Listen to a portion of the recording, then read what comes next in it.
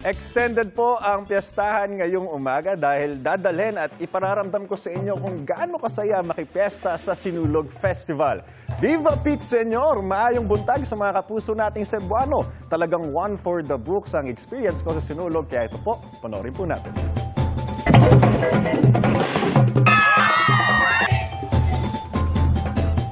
Maayong buntag mga kapuso, andito nga po ako ngayon sa Cebu City upang makiisa at makisaya sa Sinulog 2026. At fun fact lang mga kapuso, ito po yung 47th year ng Sinulog dito sa Cebu City. At samahan nyo ako ngayong araw sa trip na ito.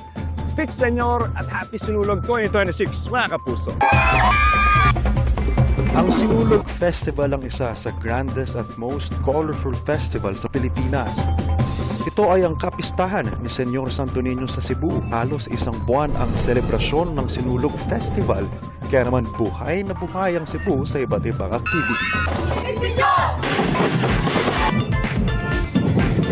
Mga novena masses, one of the best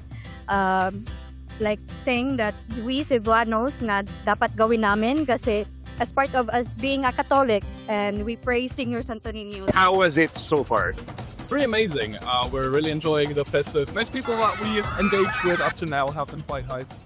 Hindi kumpleto ang Sinulog experience kung wala ang Cebu food trip. Oras na para subukan ko ang pinagmamalaki ng Cebu na Tosloboa. Ito, for the record, first time ko pong kakain ng utak ng baboy. Meron po kami ni Mark dito na puso. In English is hanging rice. Hanging rice. So, basically, kanin lang siya mga kapuso. Walang kanin. Tapos, Hihipan muna. Dahil parang gagawin natin toppings. Mga kapuso, para po sa inyo to. sarap lang. Sarap. Masarap pare. Mga kapuso, itong tuslubuwa, parang sisig lang din. Ang masarap nga, no? At pangal. Mga kapuso, since nasa Cebu na rin tayo, nakikisaya nga tayo sa Sinulog Festival ngayong 2026. Siyempre, hindi natin pwedeng palagpasin ang Cebu Lechon na sobrang pinagmamalaki ng mga kapuso nating Cebuano.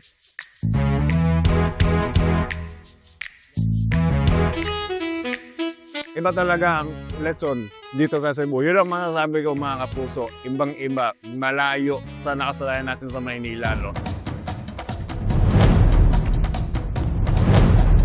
Mga kapuso, dyan po nagtatapos ang ating Sinulog 2026 experience. At ito pong mga nakita nyo. At na-experience ko ngayong araw ay patikim lamang sa mga pwede mong maranasan at may experience, pwede mong makita at syempre matikman dito sa Sinulog, dito mismo sa Cebu City.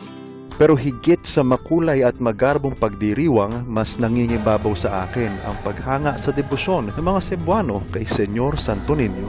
And for more exciting adventure just like this, tutok lang po sa inyong pambansang morning show kung saan laging una ka. Unang hirit.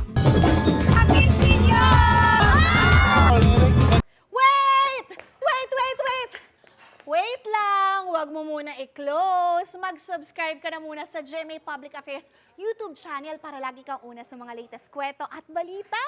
I-follow mo na rin ang official social media pages ng Unang Hirit. Thank you. O sige na,